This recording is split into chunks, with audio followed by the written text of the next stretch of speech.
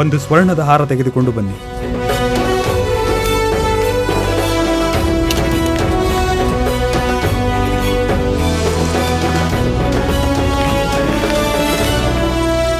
ನಮ್ಮ ಮಹಾರಾಜರಲ್ಲಿ ನಮ್ರ ವಿನಂತಿ ಏನಂದ್ರೆ, ಕೃಪೆ ಮಾಡಿ ಈ ಸ್ವರ್ಣದ ಹಾರವನ್ನ ನಿಮ್ಮ ಕೊರಳಲ್ಲಿ ಹಾಕಿಕೊಳ್ಳಿ.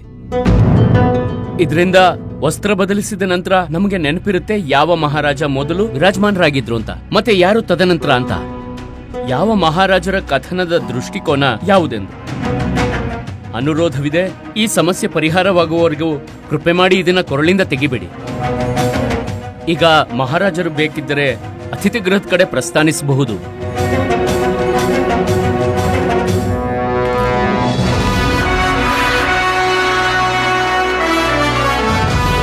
ಮಂತ್ರಿವರ್ಯ, ಹೇಳಿ. ಇಬ್ರು ಅತಿಥಿ ಗೃಹದ ಕಡೆ ಹೋಗ್ತಿದ್ದಾರೆ. ನಡೀರಿ, ಹೋಗಿ ನೋಡೋಣ ಇಬ್ರಲ್ಲಿ ಯಾರಿಗೆ ಅತಿಥಿ ಗೃಹದ ಮಾರ್ಗ ಸರಿಯಾಗಿ ತಿಳಿದಿದೆ ಅಂತ. ನೀವು ಸರಿಯಾಗಿ ಹೇಳುತ್ತಿದ್ದೀರಿ ರಾಮಕೃಷ್ಣ. ಬನ್ನಿ ಬನ್ನಿ. ಪಂಡಿತ್ ರಾಮಕೃಷ್ಣ, ಅರೆ ನಿಲ್ಲಿ. ಪ್ರಶ್ನೆ ಯಾರು ಹೇಳುತ್ತಾರೆ? ಅಯ್ಯೋ, ಹೋಗ್ಲಿ ಬಿಡಿ ಗುರುವರ್ಯ, ಅವಕಾಶ ಕೈ ತಪ್ಪು ಹೋಗುತ್ತೆ. ಹೋಗ್ಲಿ ಬಿಡಿ. ಅರೆ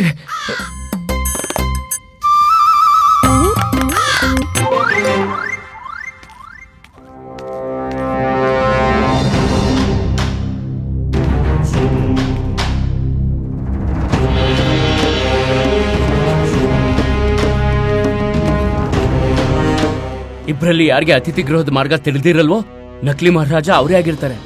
ಆದ್ರಿಬ್ರು ಆತ್ಮವಿಶ್ವಾಸದಿಂದ ಮುಂದೆ ಹೋಗ್ತಿದ್ದಾರೆ.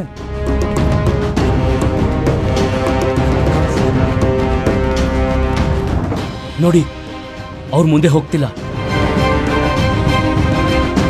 ಮುಂದೆ ಹೋಗ್ತಿದ್ದ ಮಹಾರಾಜರ ನಡಿಗೆ ನಿಧಾನವಾಗ್ತಿದೆ. ಹೌದು, ಅದ್ಯಾಕೆ? ಯಾಕೆಂದ್ರೆ ಹಿಂದೆ ಹೋಗ್ತಿರೋ ಮಹಾರಾಜ ಇವ್ರಿಗಿಂತ ಮುಂದೆ ಹೋಗ್ಲಿ, ಮತ್ತೆ ಮುಂದಿರೋ ಬಲಗಡೆ ತಿರುವು ಬರ್ತಿದೆ, ಅದವ್ರಿಗೆ ಗೊತ್ತಾಗ್ಲಿ ಯಾವ ಕಡೆ ತಿರುಗಬೇಕು ಅಂತ.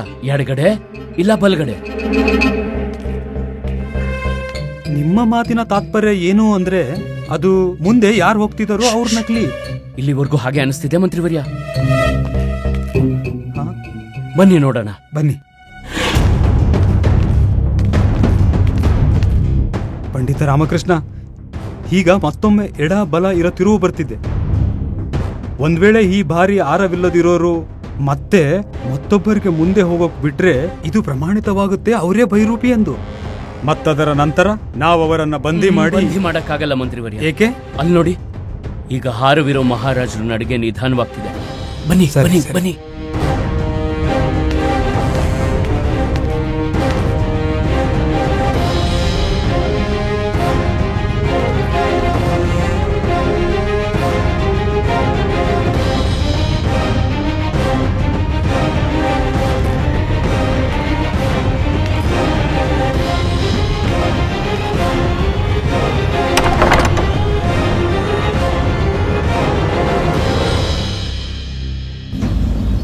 ಹೇಗೆ ಹೇಗೆ ಹೇಗೆ ಸಂಭವವಿದೆ ಇದು?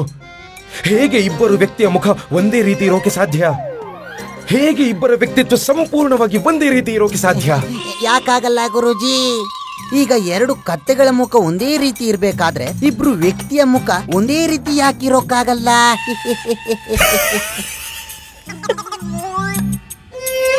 ಆ ಗುರೂಜಿ, ನಿಂದು ದಣಿದು ಒಂದೇ ತರ ಇಲ್ವಲ್ಲ ಗುರುಜಿ? ಇದು ಅಪಮಾನವಾಯ್ತಲ್ವಾ? ಕಥೆಗಳಿಗೆ ತಾನೇ ಗುರುಜಿ. ತತ್ತು, ಇದನ್ನೆಲ್ಲ ಬಿಟ್ಬಿಡಿ. ಇದನ್ನ ಯೋಚನೆ ಮಾಡಿ, ನಾಳೆ ದರ್ಬಾರಲ್ಲಿ ಇಬ್ರು ಒಂದೇ ತರ ಇರೋ ಮಹಾರಾಜರನ್ನ ಏನ್ ಪ್ರಶ್ನೆ ಕೇಳ್ತೀರಾ? ನಮಗೂ ಅದೇ ಅರ್ಥವಾಗುತ್ತಿಲ್ಲ. ಅಂತದೇನು ಕೇಳಲಿ? ಒಂದು ಏಟಿಗೆ ಹಾಲಿಂದು ಹಾಲಿಗೆ ನೀರಿಂದು ನೀರು ಹಾಗೋ ಹಾಗೆ ಪೂರ್ತಿ ವಿಜಯನಗರದಲ್ಲಿ ನಮ್ಮ ಬುದ್ಧಿವಂತಿಕೆ ಮತ್ತು ವಿಲಕ್ಷಣದ ಕೀರ್ತಿ ಪತಾಕೆ ಹಾರಿಸೋಕೆ. ಇಲ್ ಕೇಳಿ, ಕೇಳ್ತಾನೆ ಇದೀವಿ. ನನಗೊಂದು ವಿಚಾರ ಹೊಳ್ದಿದೆ. ಒಳ್ಳೆ ವಿಷಯ ಹೇಳಿ. ಏನ್ ವಿಚಾರ ಬಂದಿದೆ? ಇದ್ಯಾಕಾಗಿರ್ಬಾರ್ದು? ಮಹಾರಾಜರ ಅವಳಿ ಸಹೋದರ ಇದ್ದು ಅವ್ರ ಜಾತ್ರೆಲೆಲ್ಲೋ ತಪ್ಪಿಸ್ಕೊಂಡಿದ್ದಾರೆ, ಆದ್ರೆ ಇವಾಗ ವಾಪಸ್ ಬಂದಿದ್ದಾರೆ. ತುಂಬಾ ಕೆಟ್ಟ ವಿಚಾರ, ತುಂಬಾ ಮಹಾನ್ ವಿಚಾರ. ಓ, ಮುದಿಯ ಕ್ಷಣಕ್ಕೊಂದ್ ಬಣ್ಣ ಬದಲಾಯಿಸ್ತಾ ಇರ್ತಾನೆ. ಏನಿಲ್ಲ ಗುರುಜಿ. ಹಾಗಾಗಲು ಸಾಧ್ಯವಿಲ್ಲ. ಅಲ್ಲ, ಕಳೆದು ಹೋಗಿರೋಕಾಗಲ್ಲ. ಅದೇನೆಂದರೆ ಪ್ರಿಯೆ, ರಾಜ ಮಹಾರಾಜರ ಮಕ್ಕಳೇನಿರುತ್ತಾರೋ ಹಾಗೆ ಕಳೆದು ಹೋಗಲು ಸಾಧ್ಯವಿಲ್ಲ, ಸಾಧ್ಯವೇ ಇಲ್ಲ. ಮತ್ತೆ ನಾವು ಮಹಾರಾಜರ ವಂಶಸ್ಥರನ್ನು ಚೆನ್ನಾಗಿ ತಿಳಿದಿದ್ದೇವೆ. ಅವರ ತಾತ ಮುತ್ತಾತ ಅವರ ತಾತರಿಗೂ ಕೂಡ ಅವಳಿ ಮಕ್ಕಳು ಹುಟ್ಟಲ್ಲ. ನನಗೆ ಇನ್ನೊಂದು ಉಪಾಯ ಉಳಿದಿದೆ. ಇರಲಿ ಬಿಡು ಪ್ರಿಯೆ, ಯಾಕೆ ಕಷ್ಟ ಕೊಡುತ್ತಿದೀಯಾ ನಿನ್ನ ಕಾಲಿ ಮಿದುಳಿಗೆ, ಕೋಮಲ ಮಿದುಳಿಗೆ? ಏನ್ ವಿಚಾರ ಬಂತು ಹೇಳಿ, ನಾವು ಕೇಳ್ತೀವಿ. ನಾವ್ಯಾಕ್ ಮಹಾರಾಜರ ಮಾತಾಪಿತರನ್ನ ಇಲ್ಲಿಗೆ ಕರೆಸಬಾರ್ದು? ಅವರು ಅವರ ಪುತ್ರನನ್ನ ಕಂಡಿಡಿಯೋದ್ರಲ್ಲಿ ಮೋಸ ಹೋಗಲ್ಲ. ಸೌದಾಮಿನಿ, ಅವರ ಮಾತಾಪಿತರದ್ದೇ ಅಂತ್ಯ ವರ್ಷಗಳ ಹಿಂದೆ ಆಗಿ ಹೋಗಿದೆ. ಅದು ಹೇಗೆ ಸಂಭವ ಇದೆ? ಹಾಗಾದ್ರೆ ನಾಳೆ ಏನ್ ಮಾಡ್ತಿರೋ ದರ್ಬಾರಲ್ಲಿ? ಹೇಗ್ ಮಾಡ್ತಿರೋ ಸಮಸ್ಯೆಗೆ ಸಮಾಧಾನ? ನೀವ್ ಏನಾದ್ರೂ ಮಾಡ್ಲೇಬೇಕಲ್ವಾ ದತ್ತು?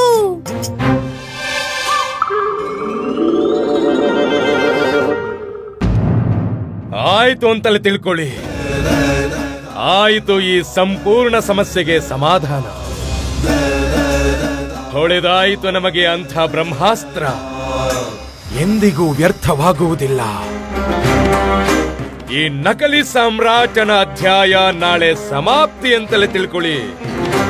ಆದರೆ ಅದಕ್ಕೂ ಮೊದಲು ಕೇಳಲಿ ಬಿಡಿ ಒಂದಷ್ಟು ಪ್ರಶ್ನೆ. ಆ ಮಹಾಮಂತ್ರಿ ಮತ್ತು ಆ ಪಂಡಿತ ರಾಮಕೃಷ್ಣ ಅವರು ಏನಾದರೂ ಯೋಚಿಸಿಕೊಂಡೇ ಬರುತ್ತಾರೆ. ಅವರ ಬತ್ತಳಿಕೆಯಲ್ಲಿರುವ ಎಲ್ಲ ಬಾಣಗಳು ವ್ಯರ್ಥವಾದ ನಂತರ ನಾವು ತೆಗೆಯುತ್ತೇವೆ ನಮ್ಮ ಬ್ರಹ್ಮಾಸ್ತ್ರ ಮತ್ತು ಪ್ರಮಾಣಿಸುತ್ತೇವೆ. ವಿಜಯನಗರ ದರ್ಬಾರಿನಲ್ಲಿ ಕೇವಲ ಮತ್ತು ಕೇವಲ ಒಬ್ಬನೇ ಮುಖ್ಯ, ಅವರೇ ನಾವು, ರಾಜ ಪುರೋಹಿತ ತಥಾಚಾರ್ಯ.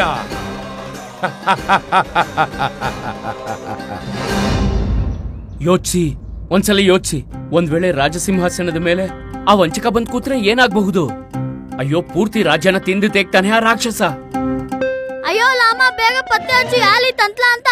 ಅದೇ ಗುಂಡಪ್ಪ, ಹೇಗ್ ಕಂಡು ಹಿಡಿಯೋದು ಇವರಿಬ್ರಲ್ಲಿ ಯಾರ್ ತಂತ್ರ ರೂಪಿಸಿದ್ದಾರೆ ಅಂತ, ಮತ್ ಯಾರ್ ತಂತ್ರಕ್ಕೆ ಶಿಕಾರಿಯಾಗಿದ್ದಾರೆ? ಇಬ್ರು ಒಂದೇ ತರ ನಡೀತಾರೆ. ಇದನ್ನ ಕಂಡು ಹಿಡಿಯೋದು ಕಷ್ಟವಾಗಿದೆ, ಯಾರ್ ಚಲನೆ ಹೇಗಿದೆ ಅಂತ. ನಾನು ಇಬ್ರು ಮಹಾರಾಜನ್ ನೋಡ್ಬೇಕು.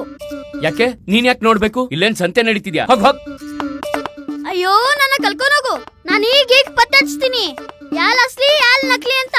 ಇಲ್ ನೋಡು, ಇವನ್ ಪತ್ತೆ ಹಚ್ತಾನಂತೆ, ಬೇಕಾವದೆ? ಈಗ ಇವ್ರಿಗೇನಾಯ್ತು?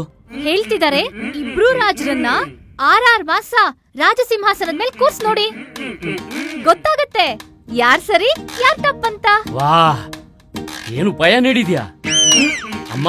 ಅದು ರಾಜಸಿಂಹಾಸನ ಸಾಧಾರಣ ಪದವಿ ಅಲ್ಲ. 6 ತಿಂಗಳು ಪರೀಕ್ಷೆ ಆಯ್ತು, ಅದಾದ್ಮೇಲೆ ನಿಯುಕ್ತಿ ಪಕ್ಕ ಮಾಡೋಕೆ. ಹಾಗೆಲ್ಲಾದ್ರೂ ಆಗುತ್ತಾ? ಇದೊಳ್ಳೆ ಚೆನ್ನಾಗಿದೆ. ಮೊದ್ಲು ಒಬ್ರು ರಾಜರಿದ್ರು, ಆಗ ಒಂದ್ ಸಮಸ್ಯೆ ತಗೊಂಡ್ ಬರ್ತಿದ್ರಿ. ಈಗ ಇಬ್ರಿಬ್ರು ರಾಜರಿದ್ರೆ ಈಗ 2 ಸಮಸ್ಯೆ ತಗೊಂಡ್ ಬರ್ತೀರಾ? ಒಂದ್ ವೇಳೆ ಇನ್ನಿಬ್ರು ರಾಜರು ಎಲ್ಲಿಂದಾದ್ರೂ ಬಂದ್ರೆ ಸಮಸ್ಯೆನೇ ಬಗೆಹರಿಸ್ತಿರ್ತೀರಾ? ನಾವ್ ಹೇಳ್ತಿದೀವಿ, ಎತ್ಕೊಳ್ಳಿ. ಏನ್ ಎತ್ಕೊಳ್ಳಿ? ನಿಮ್ ಅಧಿಕಾರದ ಲಾಭ ಎತ್ಕೊಳ್ಳಿ, ಮತ್ತೆ ಎಲ್ರಿಗೂ ಸ್ಪಷ್ಟವಾಗಿ ಹೇಳ್ಬಿಡಿ ಎಷ್ಟು ರಾಜರು ಅಷ್ಟು ವೇತನ ಅಂತ. ಈಗ ಇಬ್ರಿಬ್ರು ರಾಜರಿದ್ರೆ ವೇತನ ಕೂಡ 2 ಪಟ್ಟಾಗ್ಬೇಕಲ್ವಾ? ಎಂತ ಗೃಹಿಣಿ ಹಾಗೆ ಮಾತಾಡ್ತಿದ್ಯಾ ಶಾರದಾ? ಗೃಹಿಣಿ ತರನಾ? ಆದ್ರೆ ನಾವ್ ಗೃಹಿಣಿನೇ ಅಲ್ವಾ? ಹಾ, ಅದು ಸರಿನೇ, ನೀನು ಗೃಹಿಣಿನೇ. ಆದ್ರೆ ಈ ಸಮಸ್ಯೆ ನಿನ್ನ ಸಮಸ್ಯೆ ಅಲ್ಲ, ಇದು ಸಂಪೂರ್ಣ ವಿಜಯನಗರ ರಾಜ್ಯದ ಸಮಸ್ಯೆ. ಪರಿಹರಿಸಲೇಬೇಕು, ಇಲ್ದಿದ್ರೆ ಅನರ್ಥವಾಗುತ್ತೆ. ನೀನ್ ಹೇಗ್ ಬಗೆಹರಿಸ್ತೀಯ ಈ ಸಮಸ್ಯೆನ? ಅದೇ ಗೊತ್ತಾಗ್ತಿಲ್ಲ. ಇದೆಲ್ಲ ನಾಳಿನ ಪ್ರಶ್ನೆ ಪರೀಕ್ಷೆ ಮೇಲೆ ನಿರ್ಧಾರವಾಗುತ್ತೆ. ಭಗವಂತ, ಮಂತ್ರಿವರ್ಯ ಮತ್ತೆ ಆಚಾರ್ಯರು ಎಂಥ ಪ್ರಶ್ನೆ ಕೇಳ್ಬೇಕಂದ್ರೆ ಅವ್ರ ಬಗ್ಗೆ ಕೇವಲ ಮಹಾರಾಜರಿಗೆ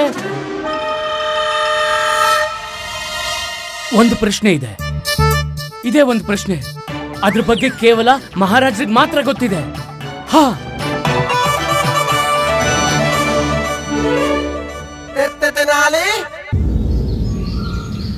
ಕಣ್ಣ ಮುಚ್ಚೆ ಗಾಡೆ ಗೂಡೆ ಹುದ್ದಿನ ಮುಟೆ ಹುರುಳೆ ಹೋಯ್ತು. ನನ್ನಯ ಹಕ್ಕಿ ಬಿಟ್ಟೆ ಬಿಟ್ಟೆ, ನಿಮ್ಮಯ ಹಕ್ಕಿ ಬಿಟ್ಟೆ ಬಿಟ್ಟೆ.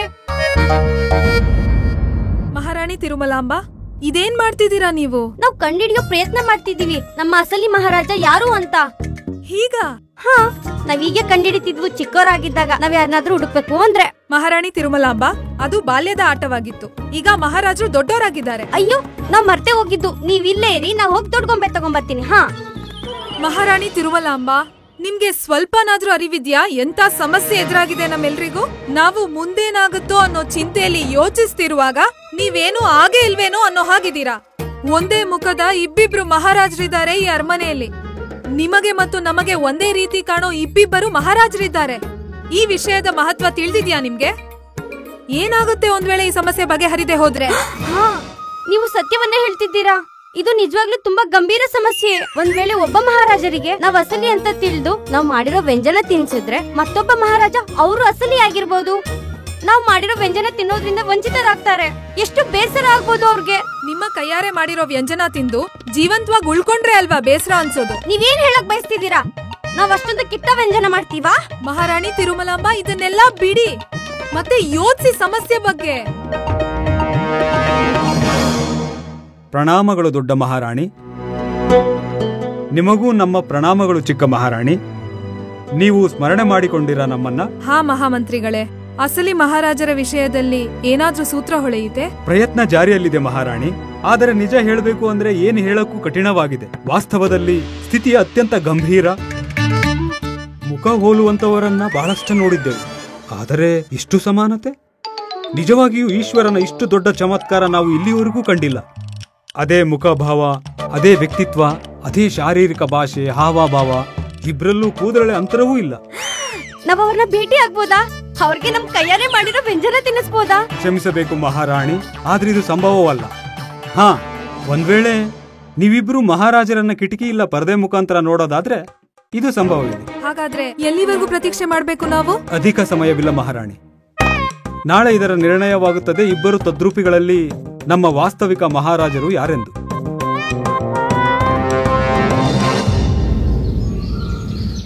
ನಿಮ್ಮಿಬ್ಬರಲ್ಲಿ ಯಾರು ನಮ್ಮ ವಾಸ್ತವಿಕ ಮಹಾರಾಜರಿದ್ದೀರೋ ಒಂದು ವೇಳೆ ಅವರ ಅನುಮತಿ ಇದ್ದರೆ ನಾವು ಈ ಪ್ರಶ್ನೆ ಪರೀಕ್ಷೆಯ ಆರಂಭ ಮಾಡಬಹುದೇ? ಅನುಮತಿ ಇದೆ. ಧನ್ಯವಾದ, ಧನ್ಯವಾದ.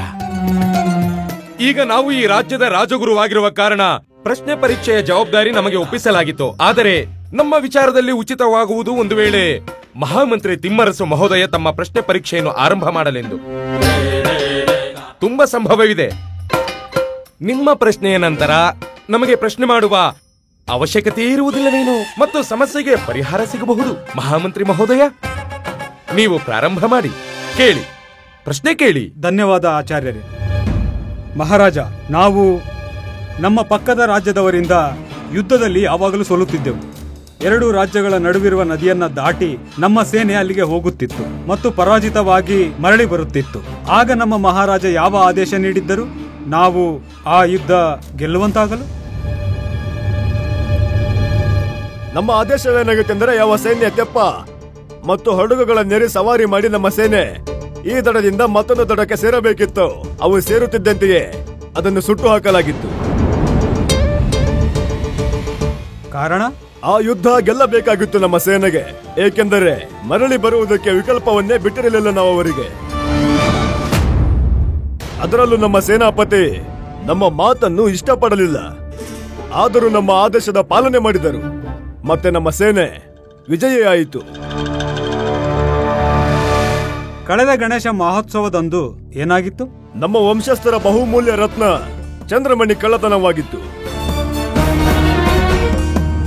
ಹೇಗೆ? ಪಂಡಿತ ರಾಮಕೃಷ್ಣರಿಂದ ತಪ್ಪಾಗಿತ್ತು.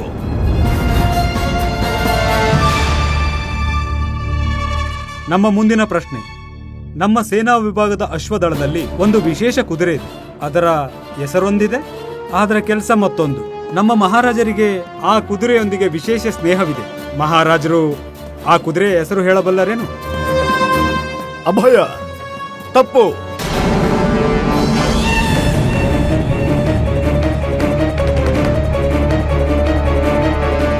ಆ ಕುದುರೆಯ ಹೆಸರು ಪ್ರಕಾಶ.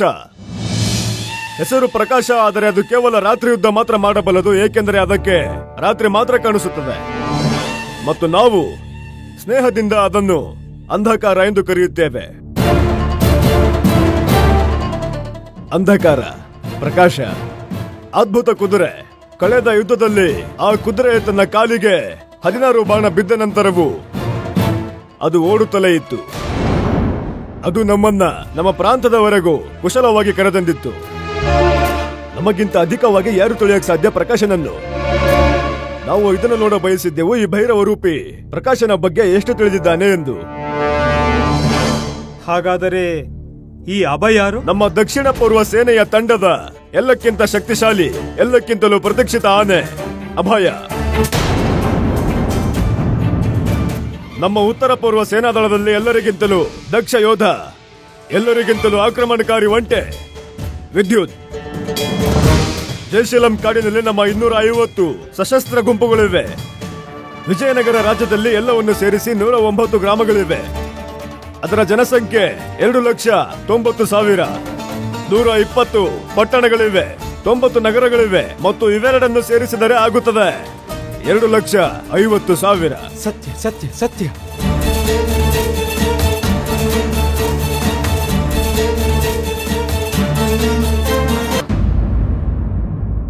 ಹುಜೂರಿಗೆ ಮತ್ತೊಮ್ಮೆ ಪ್ರಣಾಮ.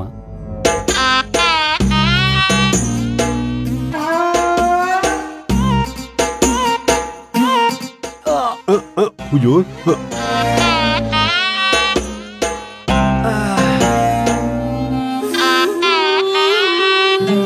ನೀವೆಲ್ಲರೂ ನಮ್ಮ ಸೇನೆಯ ಹೃದಯ ಬಡಿತವಿದ್ದಂತೆ.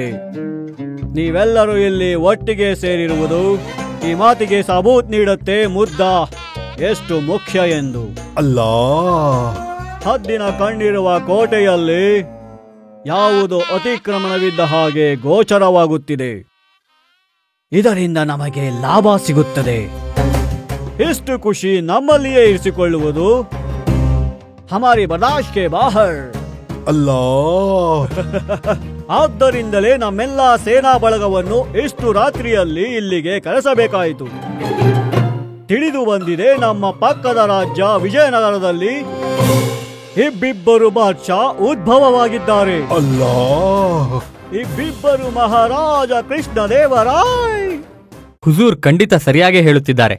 ಇಬ್ಬಿಬ್ಬರು ಬಾದ್ಶಾ ಅಂದ್ರೆ ಒಂದೇ ಮುಖವಿರುವಂತಹ ಇಬ್ಬರು ಕೃಷ್ಣದೇವ ಮಹಾರಾಜ, ಮತ್ತು ಇಬ್ಬರು ಇದನ್ನೇ ಪಣ ತೊಟ್ಟಿದ್ದಾರೆ, ಅವರೇ ವಿಜಯನಗರದ ರಾಜ್ಯದ ಅಸಲಿ ಬಾದ್ಶಾ ಎಂದು. ಪೂರ್ತಿ ವಿಜಯನಗರ ರಾಜ್ಯ ಈ ಅಂಶಕಲ್ರ ಜಂಜಾಟದಲ್ಲಿ ಹೇಗೆ ಸಿಕ್ಕಿ ಹಾಕಿಕೊಂಡಿದೆ ಎಂದರೆ ಅವರು ನಿರ್ಧಾರಕ್ಕೆ ಬರಲಾಗುತ್ತಿಲ್ಲ. ಅವರಲ್ಲಿ ಯಾರು ಅಸಲಿ ಮತ್ಯಾರು ನಕಲಿ. ಅಲ್ಲಾ,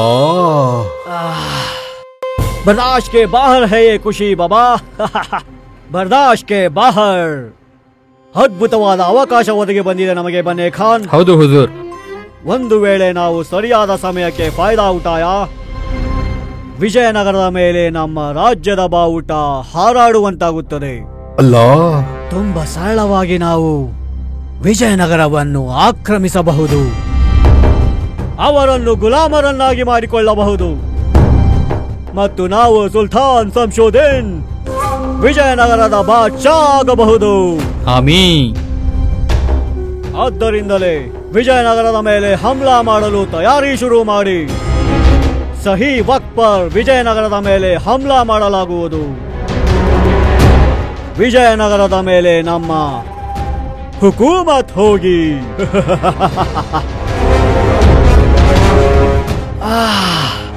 ಇಂತಹ ಆರಾಮದಾಯಕ ಮೊದಲ ಬಾರಿಯಾಗುತ್ತಿದೆ ನಮ್ಮೊಳಗೆ. ಇದೇ ಕಾರಣದಿಂದ ವಿಜಯನಗರದಲ್ಲಿ ನಾವು ಮತ್ತಷ್ಟು ಶಿಕ್ಷೆ ನೀಡಬಹುದು. ಅಲ್ಲಾ, ಹುಜೂರ್, ಇದಂತೂ ಸರಾಸರಿ ಗದ್ದಾರಿ ಇದೆ. ವಿಜಯನಗರದ ಮಹಾರಾಜ ಶ್ರೀಕೃಷ್ಣದೇವರಾಯ ನಿಮ್ಮ ಸ್ನೇಹಿತರು, ಮತ್ತೆ ಅವರಿಗೆ ನಿಮ್ಮ ಮೇಲೆ ತುಂಬಾ ನಂಬಿಕೆ ಇದೆ. ನೀವು ನಿಮ್ಮ ಸ್ನೇಹಿತರಿಗೆ ದ್ರೋಹ ಮಾಡ್ತೀರಾ? ಕದನವಿದು ಬಾಬಾ, ಕದನ. ಮತ್ತೆ ಕದನದಲ್ಲಿ ಕುರ್ಬಾನಿ ಕೊಡ್ಲೇಬೇಕಾಗತ್ತೆ. ಎಲ್ಲವನ್ನು ನಾವು ನಿಮ್ಮಿಂದಲೇ ಕಲಿತಿದ್ದೇವೆ. ಮೌಲ್ಯ ಅವಕಾಶದ್ದಲ್ಲ, ಅದರ ಲಾಭ ತೆಗೆದುಕೊಳ್ಳುವರದ್ದಾಗಿರುತ್ತೆ. ನೀವೇ ಕಲಿಸಿದ್ದನ್ನು ನಾವು ಮಾಡೋಕೆ ಹೊರಟಿದ್ದೇವೆ. ಅಲ್ಲೋ, ನನ್ನ ಮಾತಿನ ತಾತ್ಪರ್ಯ ಹುಜೂರ್, ಇಂತಹ ಅದ್ಭುತ ಅವಕಾಶ ನಮಗೆ ಮತ್ತೊಮ್ಮೆ ಸಿಗುವುದಿಲ್ಲ ಬಾಬಾ. ಬನ್ನೆ ಖಾನ್ ಹುಜೂರ್, ಹಮ್ಲೆ ಕಿ ತಯಾರಿ ಶುರು ಮಾಡಿರಿ. ನಿಮ್ಮ ಹುಕುಂ ಬಾದ್ಶಾ ಸಲಾಮತ್. ಬನ್ನಿ. ಅಲ್ಲೋ, ಋಣ ತೀರಿಸೋ ಅವಕಾಶ ಬಂದಿದೆ.